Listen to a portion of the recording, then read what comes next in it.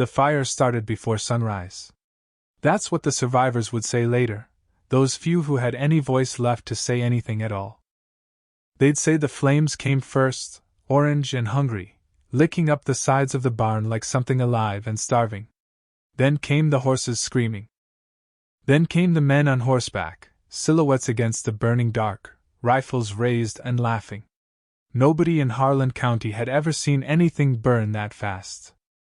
And nobody had ever seen what happened after. Because that's when he rode in. Nobody knew his name. Not then. Not ever, really, though men would argue about it for years in smoky saloons from Laredo to Cheyenne. He came from the North Trail, just a shape in the smoke at first, a man on a black horse, moving at a slow, deliberate walk, like a man who had nowhere to be and nothing left to lose. Which, as it turned out, was exactly the kind of man you did not want watching you commit a crime. He stopped at the ridge. He looked down. He saw the ranch burning. He saw the family on their knees in the dirt. He saw the men with guns. And something behind his eyes went very, very still. Here's what I want you to think about before this story truly begins. What would you have done? Would you have ridden away, told yourself it wasn't your fight, your problem, your blood? Or would seeing something like that, in a world without law and without mercy, have changed something permanent inside you? Because it changed something permanent inside him. He pulled his horse around, took a long, slow breath, and then he rode down. His name, if he'd ever had one that mattered, had been left somewhere far behind him, buried, maybe, with someone he'd loved. Or maybe burned away by the same kind of sun that baked this earth into cracked plates of red and yellow clay. Men who passed through Harlan County picked up names like trail dust, wore them for a season, then let the wind take them. He was one of those men. The kind who answers to hey and mister, and nothing else, because nothing else applies anymore. He'd been riding for 11 days straight when he saw the smoke. Before that, he'd crossed 3 states on a path he hadn't chosen so much as fallen into, the way a stone falls down a hillside, not because it wants to go anywhere, but because gravity doesn't ask permission. He was lean in the way that long roads make a man lean, not weak, but stripped down to function, like a rifle with no ornamentation, nothing that wasn't necessary. His coat was the color of dried blood, though that might have been the dust. His hat was pulled low. His hands, resting loose on the saddle horn, were steady in the particular way that only comes from having been unsteady for a very long time and deciding that was over. The black horse beneath him, he called it nothing, which was fitting, had the same quality. Patient. Economical. It moved through the broken terrain with the quiet confidence of an animal that had seen bad country before and learned not to be surprised by it. When the smoke appeared on the horizon, he didn't slow down or speed up. He watched it the way a man watches weather, assessing it, measuring what it might mean. Out here, smoke meant one of 3 things: a campfire, a signal, or catastrophe. There was too much of it for a campfire. It rose in a thick, churning column, black at the base where the oil and wood caught, orange at the edges where the heat kissed the morning air. It bent south in the wind, trailing like a wound across the sky. He adjusted his course without deciding to. The ridge appeared gradually, a natural shelf of rock rising 20 feet above the valley floor, and when he crested it and looked down, the scene below organized itself in his mind with terrible clarity. The McCready Ranch, he didn't know that's what it was called, not yet, was a proper spread. Had been anyway. A main house, 2 outbuildings, a barn, a water tank. Someone had put years into it, had pounded every nail with the kind of intention that says this is mine, this is permanent, this is home. Now the barn was a wall of fire. One of the outbuildings was already collapsed into itself, sending up a shower of sparks that floated lazily upward like dying fireflies. There were 7 men on horseback. He counted them automatically, the way you count bullets, not out of curiosity, but out of necessity. 7 men, all armed, spread in a loose arc around 4 figures on their knees in the dirt yard. A man. A woman. 2 children. The man had blood on the side of his face, dark and already dried at the edges, which meant the blow had come some time ago. He was holding himself carefully, the way broken ribs make you hold yourself. The woman had her arms around both children, a boy of maybe 10 and a girl younger, and she wasn't making a sound. She'd gone somewhere past screaming, somewhere deep and quiet and locked, her eyes moving over the men with guns in a kind of cold calculation that spoke of a woman who hadn't given up. Just gone inside herself to figure out what was left. The man at the center of the 7, the one sitting on a gray stallion, the one doing most of the talking, though the distance swallowed his words, had the easy posture of authority. Not official authority. The other kind. The kind that comes from men deciding to follow you because you're the most dangerous thing nearby. The Nameless Cowboy watched for a full 30 seconds.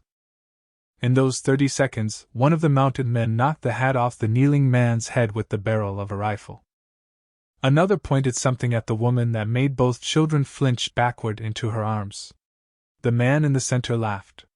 The sound carried up the hillside like something foul on the wind. The cowboy's jaw set. He reached into his saddlebag, slow, deliberate, and pulled out a biscuit he'd been saving since the morning before. He ate it in 3 bites. Drank water from his canteen. Resettled his hat on his head. Then he checked his revolver. Full. Slid it back home. He could have ridden on. The rational calculation was easy: 7 armed men, one of him, a fight that wasn't his, in a county where nobody knew him and nobody would miss him if he made the wrong choice. Men made that calculation out here every single day and slept fine at night, because the frontier had a way of making self-preservation feel like wisdom. But rational calculation requires a certain kind of detachment, and what he'd felt watching that woman pull those children into her body, that wordless, ferocious animal act of protection, had burned the detachment right out of him. He clicked his tongue and the black horse started down the slope. Not rushing. Not charging. Walking. Like a man with all the time in the world. Like a man who knew something those 7 riders below did not yet know. That their morning, and possibly their futures, had just changed completely. Her name was Clara McCready, and she had not always been this. There was a version of Clara that existed before this morning, before the horses woke her at 4 a.m. With their panicked noise, before she'd shaken her husband Thomas awake and smelled the smoke threading under the bedroom door. Before she'd grabbed her children and run barefoot into the yard and found the barn already past saving and strange men already at their fence line. That version of Clara had laughed at supper last night. Had sung to her daughter. Had argued pleasantly with Thomas about whether to plant more alfalfa next spring or double down on the cattle operation. That version felt like a story about someone else. This version of Clara was counting. She was counting the men, counting the rifles, counting distances to the house and to the well and to the tree line. She was measuring angles the way she'd once measured fabric, precisely, without sentiment, because if an opportunity appeared, she intended to recognize it and use it in the same instant. Thomas was hurt. She could see it in how he breathed, each inhalation a small, careful negotiation with pain. The children, Eli and young May, were pressed against her sides, and she could feel May trembling continuously, like a plucked string that couldn't stop vibrating. Eli had stopped trembling 20 minutes ago. That worried her more. The man on the gray stallion was called Dade. She'd heard one of the others use the name, a flat 2-syllable sound, the way you'd say the name of a tool. He was not a large man, medium height, wiry, dressed with a kind of studied neatness that felt wrong out here, like he'd put thought into his appearance this morning. Like this was a performance he'd dressed for. He had a pleasant face, which was the most unsettling thing about him. A face that belonged on a banker or a schoolteacher, not on a man who watched a family's barn burn with the calm satisfaction of someone ticking an item off a list. Thomas, Dade said, his voice conversational and mild, I've explained this twice now and my patience is not infinite. The deed. Where is it? Thomas raised his head, And Clara felt a surge of fierce, terrified love for him, for the stubborn set of his jaw, for the way he looked at Dade without flinching even though he had to be fighting to stay upright. "Not yours to have," Thomas said. One of Dade's men, a thick-necked figure they called Lute, moved his horse forward and nudged Thomas's shoulder with his boot, not hard, just enough to send him listing sideways. Eli made a sound beside Clara, a low, throttled noise, and she pressed her hand to his chest without looking at him. Not yet, she willed into him. Not yet. She'd heard of Dade. Stories traveled fast in dry country, where there was nothing to slow them down. He'd been working his way across 3 counties, targeting homesteaders, specifically the ones who'd filed legal claims on land that certain larger operations wanted absorbed. He didn't rob banks or hold up coaches. He was more patient than that, more institutional. He arrived, he burned, he pressured, and eventually a family signed over what they had and moved on with whatever they could carry, grateful to be alive. 3 families in the last year. Maybe more that nobody heard about. Thomas had refused twice already. By letter. Politely, firmly, with the confidence of a man who believed the law would eventually arrive and mean something. The law had not arrived. Dade had. "I'm a fair man," Dade said now, and Clara despised him for saying it, for the ease of it, for the way he'd clearly said it before and found it useful. "You signed the deed over, we leave you your house. We leave you your lives. You take your family somewhere that suits you better. You already burned the barn," Thomas said. "Consider that an advanced demonstration of what suits you better." The horses were still screaming, the 2 that had broken from the barn before the doors gave way, circling the far fence line. Wild with smoke and terror. May had her face buried in Clara's side. Eli had gone very still in a way that Clara had never seen in him before, a cold, watchful stillness. And she realized with a start that her 10-year-old son was studying the situation the same way she was. Measuring. Calculating. His father's son in his stubbornness, and his mother's son in his precision. She was trying to work out whether she could reach the house if she moved fast with both children when the movement on the ridge caught her eye. A rider. Descending slowly. A dark horse, a dark coat, something deliberate and unhurried about the way he moved that made every instinct in her body sit up and pay attention. Dade's men saw him a moment later. She watched the shift travel through them like wine through grass, a tensing, a repositioning, rifles adjusting toward the new arrival.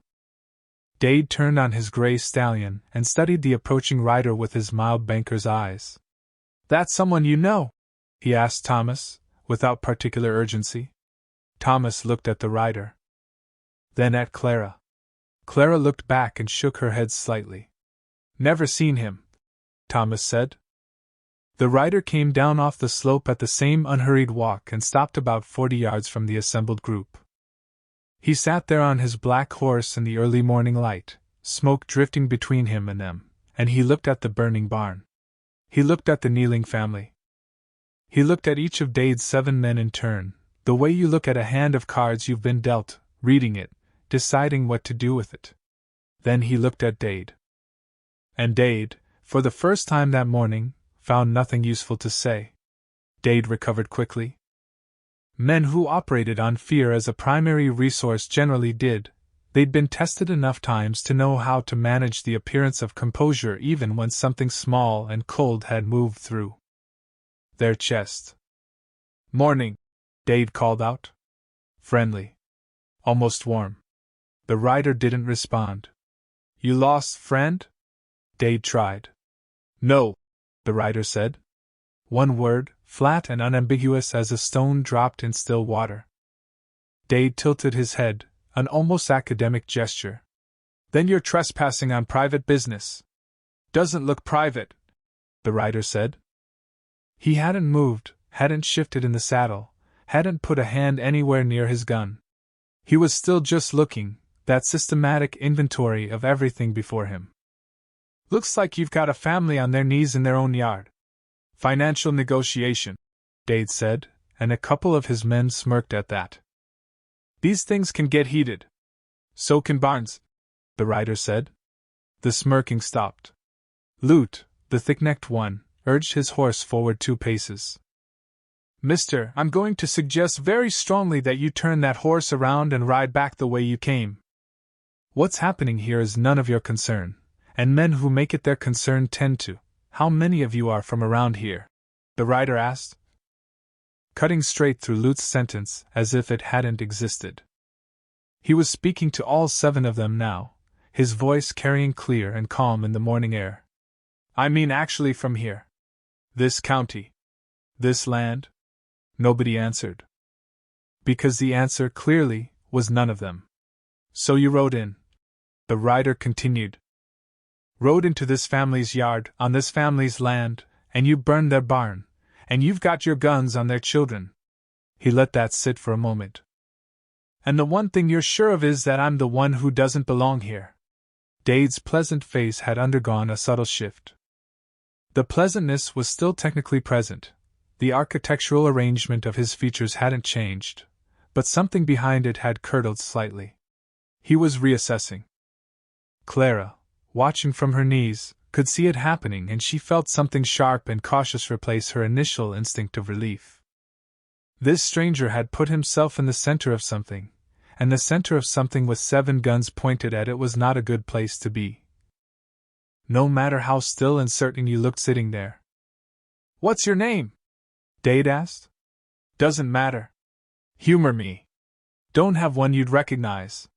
Dade studied him. What do you want? These people to stand up, the rider said. Simple as that. As if it were a modest and eminently reasonable request. Kids especially. Nobody should be on their knees in their own yard. One of the men at the far end of the arc, Clara didn't know his name, hadn't caught it, laughed, and began to say something that started with, Listen here, you. And then the rider's hand moved. It wasn't fast, exactly in the way legends describe fast. It was more like it was simply completed before anyone registered it had begun. The revolver was in his hand, and the shot went not at the laughing man but at the man's hat, which launched off his head as though yanked by an invisible string, skittering across the dirt yard 10 feet behind him. The echo of the shot rolled out across the flat country and dissipated into the enormous silence that followed. Everyone froze. The hatless man stared with his mouth open. His horse danced sideways. That was to get the count, the rider said, as if explaining something educational. Wanted to see how tight you all were. Whether anyone jumped, whether anyone scattered. He appeared to make a small internal note. You're bunched too close on the left. The right two keep looking at each other. Dade's eyes had gone flat and careful. You're one man. I am. The rider agreed. With one gun. At the moment. Against 7. The rider seemed to give this the genuine consideration it might deserve in a mathematics classroom. I've thought about that, he said. Here's what I came up with. Of your 7, 2 are looking at each other instead of at me, which means they'll hesitate and check each other's move before committing their own. One of them. He glanced at the far right. That one with the gray hat is left-handed but holstered right. He practiced that, which means he's slower than he wants you to think. Lute there. He said the name with the casual authority of someone who'd heard it used. Would go first. No hesitation, no thought, just reaction, which means he'll be pulling before he's aimed. And you, he said, looking directly at Dade, won't go at all until you've calculated the odds. Which means you'll be last. A long silence occupied the space between the words and whatever came next. 7 against 1, the rider concluded, is only the number. Numbers aren't the same as odds. Clara's hand had found the back of Eli's neck, and she could feel the boy barely breathing. Thomas, beside her, had straightened incrementally, slowly, painfully, as if this moment demanded he be upright for it. Dade, Lute said quietly, and the word had both a question and a warning in it. Dade said nothing for a long moment. He was doing exactly what the rider had said he would do, calculating. Running numbers. Clara had the strange, vertiginous sense that the writer had narrated this man's own behavior to him, and thereby stripped him of a layer of confidence he hadn't realized he was wearing. "We're not done here," Dade said finally, to the writer, to the Macreadys, to the burning morning air itself. "No," the writer agreed. "We're not." And in that agreement was the shape of everything that was still to come. Dade pulled back. Not in defeat. He was careful about how it was arranged, careful about what instruction he gave his men so that the movement looked like a decision rather than a retreat. He drew them to the far side of the property line, where the fence post still stood though the wire had been cut in 3 places. They grouped there, 7 horses shifting and blowing, and had a conversation in low voices while the rider, his gun now holstered, his hands easy at his sides, walked his black horse slowly toward the Macready family. Clara stood up, pulled Eli and May up with her by reflex, and when the rider reached them and looked down from the saddle, she looked straight back at him. She was a woman who had never particularly traded in vulnerability, and she wasn't about to start now. "Thank you," she said. Direct. No performance in it. He nodded once. "Your barn's gone. How's the house?" "Untouched. So far. They'll come back tonight," he said. "Not as a warning. As a weather report." "I know that." He looked at Thomas then, at the dried blood, the careful breathing, and swung down from the saddle in a single fluid motion. He was taller than he'd looked on horseback, and he moved with the specific economy of someone who had spent years learning not to waste himself. He put one hand briefly on Thomas's shoulder, assessing, and Thomas, who Clara knew was too proud to easily accept help from strangers, allowed it. Which told her how much pain he was in. "Ribs," the writer said. "1, maybe 2, Thomas agreed, the words costing him. "Need binding." "Have cloth in the house?" They went inside, all of them. Because the alternative was staying in the yard with Dade's group watching from the fence line, and the interior of the Macready house settled around them like something breathing. It was a good house. Clara had made it a good house. There were curtains she'd sewn herself, a braided rug in the main room, a shelf of books above the fireplace that Thomas had hauled from St. Louis in a wagon 2 seasons ago. Looking at those books with the smoke smell coming through the walls felt obscene, like reading poetry in a burning church. The writer sat Thomas at the kitchen table and bound his ribs with strips of cloth that May, remarkably, went and fetched without being asked. The girl had her mother's precision, it turned out. Even at 8 years old. While he worked, Clara made coffee because her hands needed something to do. And because it was a way of insisting that ordinary life still existed inside these walls regardless of what was assembled outside them. "How long you been on this land?" the writer asked. 6 years, Thomas said. "Legal claim?" "Filed and recorded. Santa Fe Courthouse. I have copies." "Dade know that?" Thomas's mouth tightened. "Dade doesn't care what's recorded. He's got 3 county officials in his pocket. The circuit judge has never made it to Harlan County. We sent letters to the territorial office in April." He looked at his hands. Nothing came. The writer absorbed this without visible reaction, the way he seemed to absorb everything, processing it, filing it, using it. "What does he want the land for?" Clara asked. She was standing by the window, watching the distant cluster of horses and men. Dade had dismounted and was leaning against the fence, talking to Lute unhurried. The patience of it was worse than rage would have been. "Railroad," the writer said. Clara turned. "What?" "There's a survey that came through last year. New line running northeast to southwest. Your property sits on the corridor." He glanced up briefly from Thomas's bandaging. "A man who owns the land the railroad needs can name his price, or sell it to whoever he chooses at whatever rate they negotiate. A man who doesn't own it." He left the rest of that sentence to be completed by the imagination, which was worse.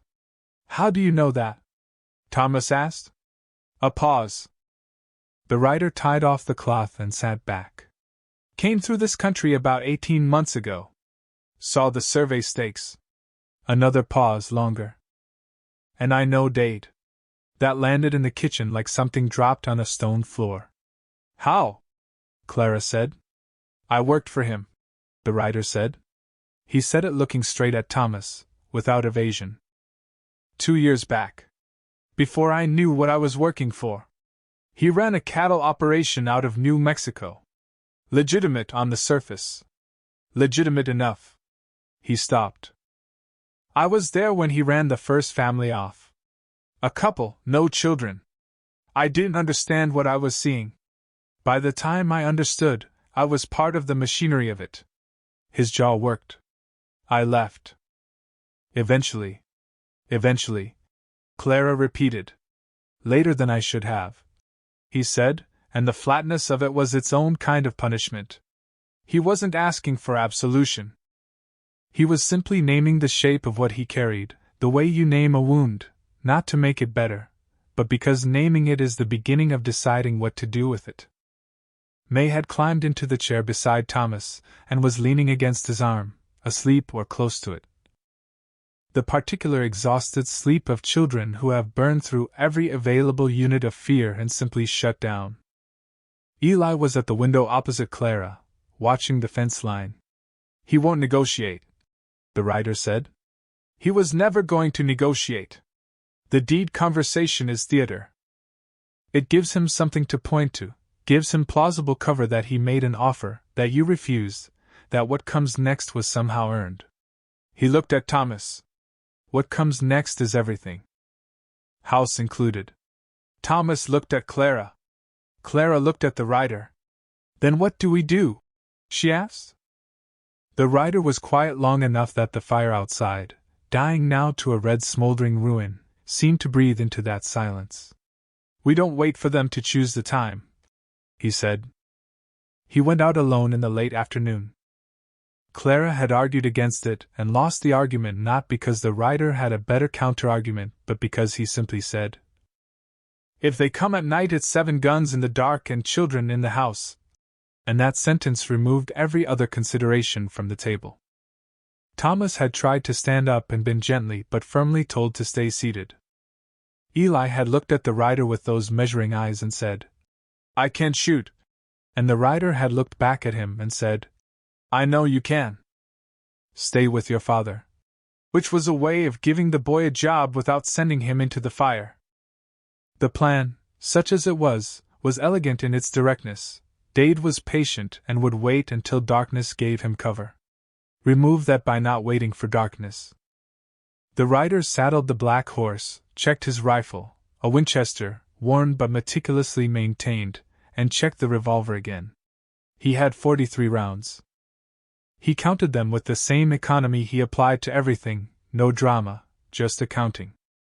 Clara appeared in the barn door, the small outbuilding, the one still standing, and held out a box of additional cartridges without preamble. He looked at it. Looked at her. Thomas keeps a spare supply, she said. Under the floorboards in the kitchen. Has since the first letter came.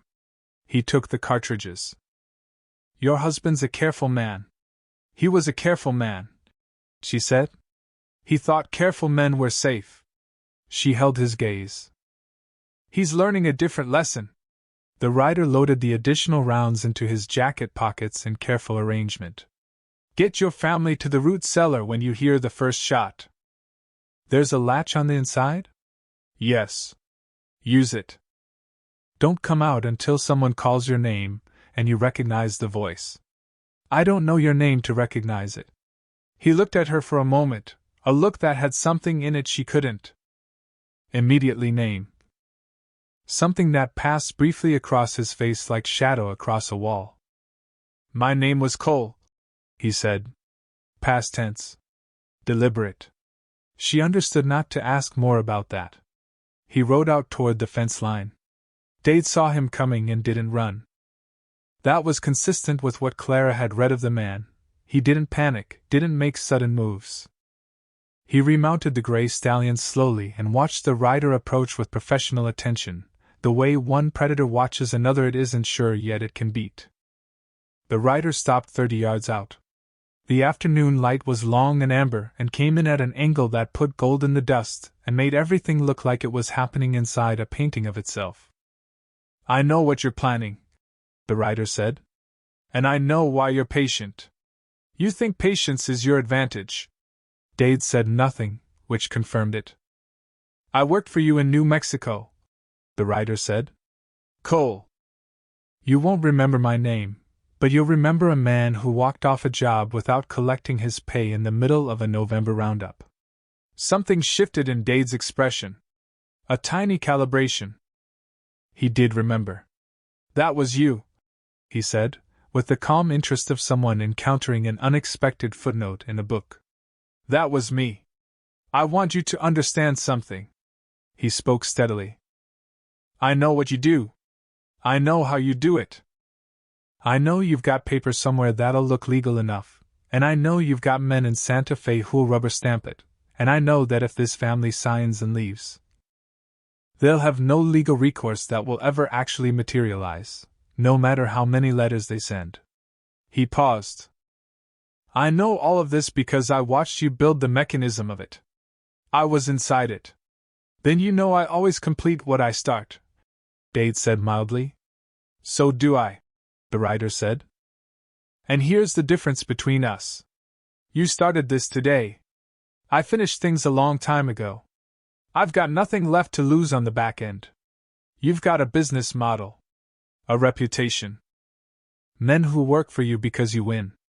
Lose once, visibly, and that model starts developing cracks. Lute moved his horse laterally, and the rider's eyes went to him immediately, cold and precise. Don't, the rider said simply, and something in the words stopped Lute as surely as offense. Dade considered. The ambient sounds of the late afternoon, distant cattle, the settling of charred wood, a hawk somewhere high and indifferent, filled the space between them. You're going to die out here for strangers, Dade said. Not a threat. Almost sympathetic. Maybe, the rider said. But here's what I know for certain. Before I do, I take you. He said it without heat or theater, without the performance of toughness. He said it like a man reading coordinates from a map.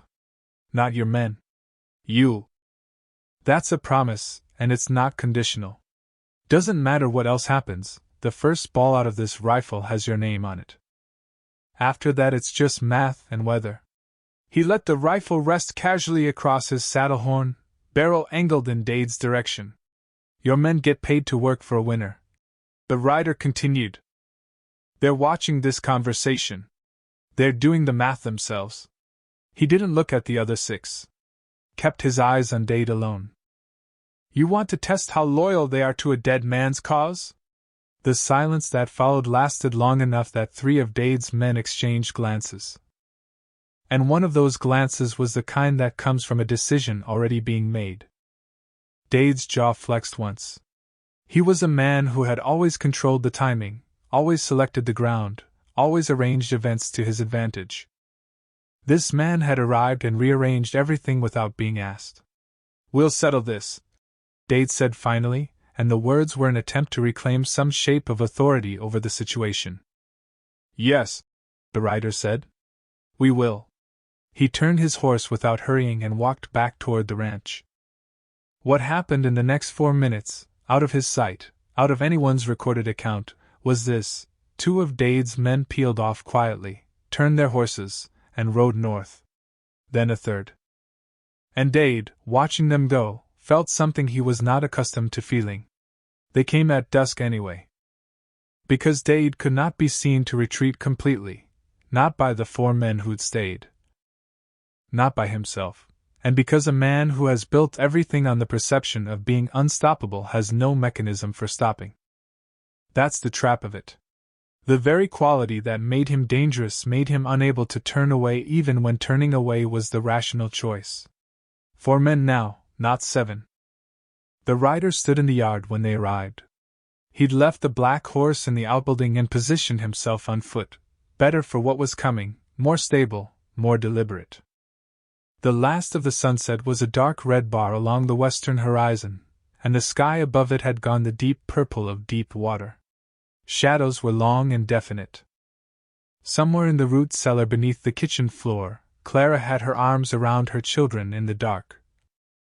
And Thomas was beside her with a pistol he'd been given by Clara when the rider wasn't looking, because Clara Macready was not a woman who put all her provisions in someone else's hands, regardless of how capable those hands appeared.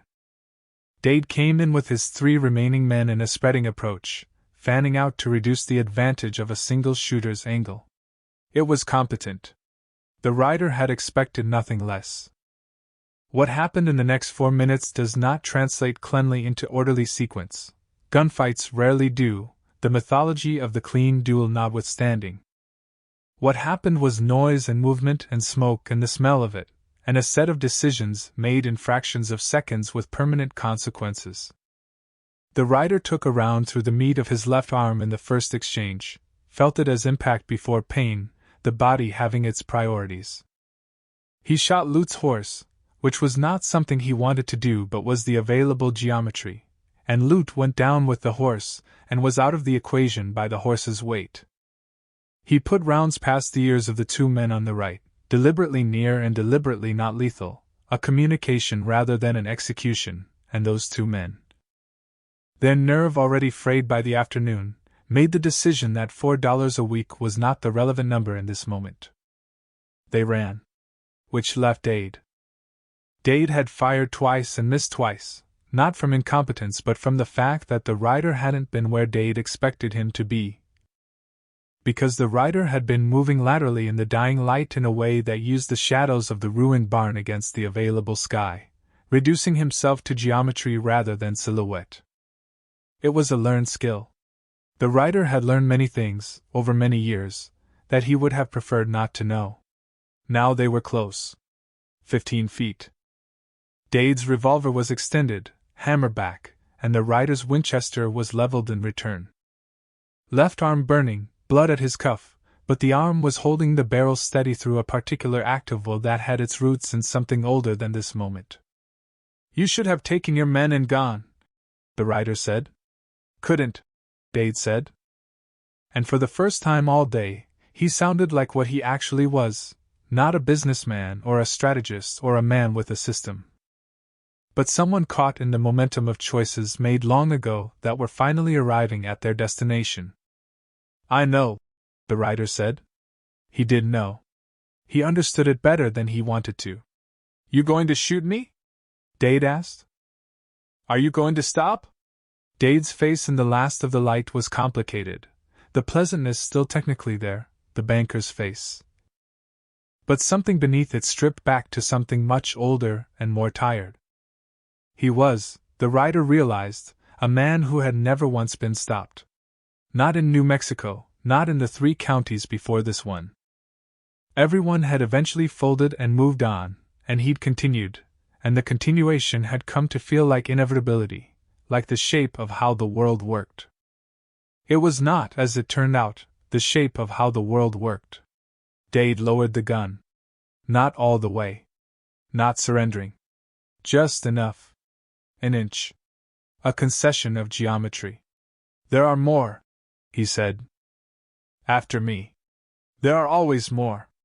"I know that too," the rider said. "Then what exactly do you think you've accomplished here?" The rider considered this. It was a real question, and it deserved a real answer. "This family sleeps in their house tonight," he said. "Their kids wake up tomorrow and their house is standing. That's what I've accomplished." "And next week? Next month?" "Not my week. Not my month. Tonight is what I had." Dade looked at him for a long moment. Then he holstered his gun, slowly, watched the rider match the action, and put his hands on his saddle horn.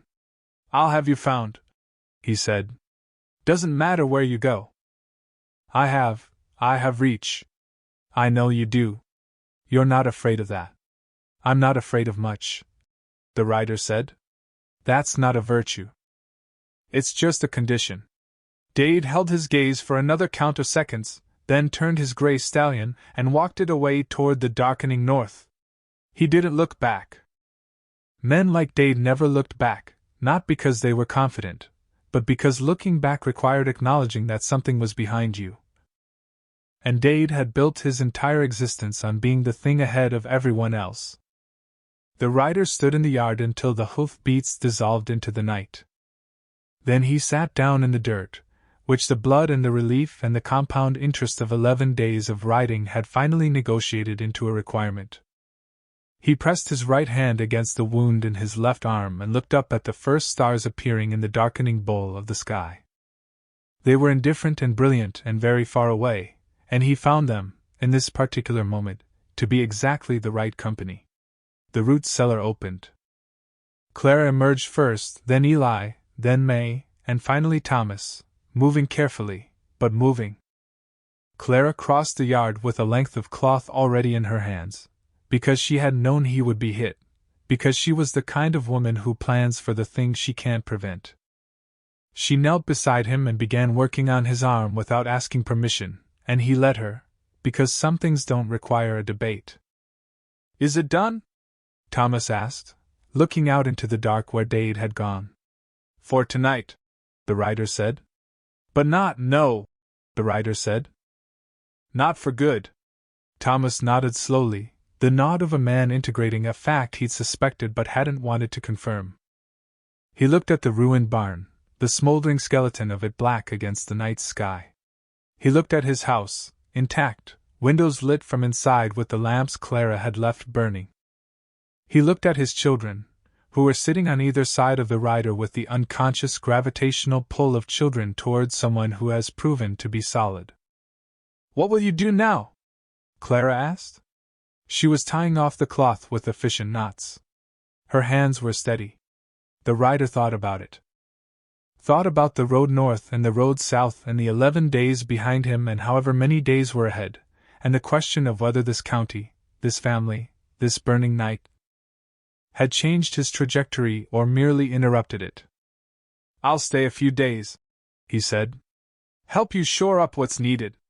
Then," he looked at the stars again, "then I'll move on." "Where?" Eli asked. "Wherever the road goes." May, who had said almost nothing since the morning, leaned her head against his right shoulder, carefully, as if testing whether it would be permitted, and when he didn't move away, stayed there. He sat with that for a moment. The weight of it. The specific weight of a child's trust, which is a very different and much heavier thing than any other kind. "You should have a name," Eli said seriously. "A real one. A man who does what you did should have a name people can say." The rider was quiet. "Cole," Clara said softly, not making a question of it. He didn't confirm or deny it. Above them, the stars multiplied as the night deepened, and the burned barn cooled into silence, and somewhere out in the dark, 3 deserters were riding hard away from something they'd decided not to be part of, and somewhere further out, Dade was riding toward whatever calculation he would make next.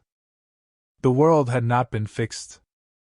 One family, one night, one man with no particular reason to stop and every reason to keep riding had stopped and stayed, and the scales had moved, not into balance, not into justice, but into the particular precarious position of possible, of not yet lost. In the morning, he helped Thomas plan the rebuilding of the barn.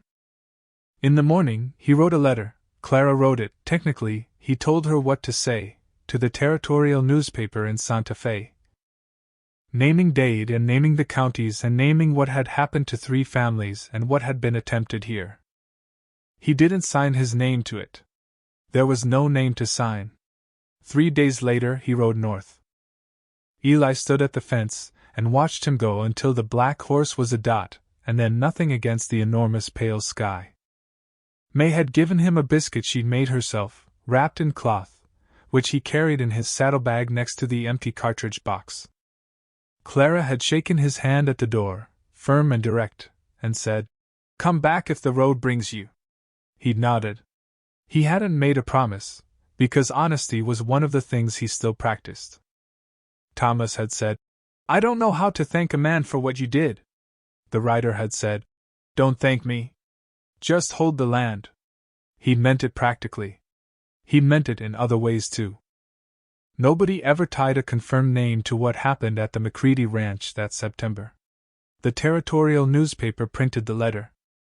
It was picked up by 2 other papers, then a larger one in Denver, and the resulting attention made Dade's particular kind of operation considerably harder to conduct in silence. He moved east. Then east again. Men who operated in shadows generally find, eventually, that the shadows shrink. It took 2 more years and a newly appointed federal marshal with a genuine appetite for the work.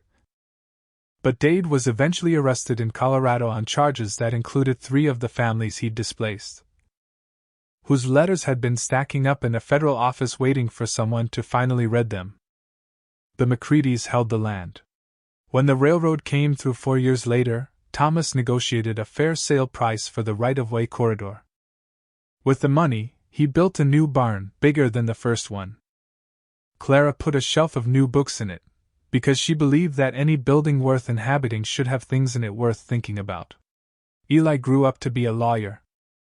He had his mother's precision and a particular interest in land rights cases, which his colleagues found somewhat obsessive and which he never bothered explaining to them. May kept the cloth she'd wrapped the biscuit in. She couldn't have said why. Some things don't need a reason. And the man called Cole, or not called Cole, or called nothing at all, rode north and then west and then wherever the road went after that. Men who knew him would surface occasionally in saloon conversations, years apart, in different states. A quiet man, dark horse, didn't say much but you'd notice him. Whether they were all the same man or whether the story had simply become the kind that attaches to a type, the solitary rider, the unnamed intervener. The man who appears in someone's worst moment, and then disappears before you can properly thank him, was a question that resisted definitive answer. Some stories are like that. Some men are like that. What is certain is this: in a county where law hadn't arrived and help hadn't come and letters had gone unanswered and a family had knelt in their own yard while their barn burned, one man stopped his horse at the top of a ridge and made a choice. Not because he was heroic, he was the first to tell you he was not. Not because he was fearless, he was afraid of precisely the things that a thinking person should be afraid of. Not because the odds favored him, or the math worked out, or justice had a mechanism to reward him for it. He stopped because he saw the woman pull her children to her body. He stopped because some things, once seen, cannot be unseen. He stopped because somewhere under all that road and all that dust and all that careful, necessary distance he'd built between himself and the world, somewhere under the name he'd stopped using and the history he'd stopped mentioning and the guilt he carried as quietly as he carried everything else, there was still a man who believed that this mattered. That this specific moment, these specific people, this one night, mattered. And in a world that frequently argued otherwise, loudly and with a gun to back it up, that belief was not a small thing. It was, in fact, the only thing that ever actually changed anything. The fire eventually went out. But what the fire lit, that burned longer.